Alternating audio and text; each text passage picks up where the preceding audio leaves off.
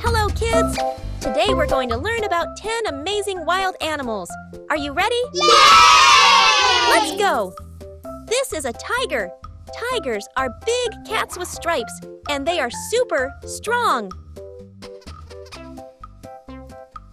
Here's a lion, the king of the jungle.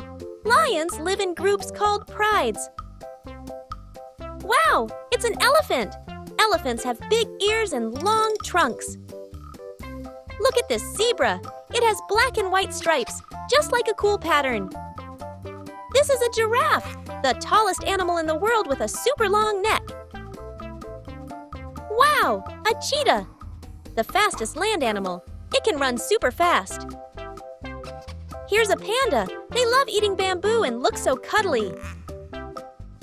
This is a koala. They love to sleep all day and eat eucalyptus leaves. Look, a crocodile. It can stay underwater for a long time and has super sharp teeth. And here are penguins. They can't fly, but they are great swimmers. Wow, we learned about so many cool wild animals today. Which one is your favorite? See you next time, kids. Bye-bye.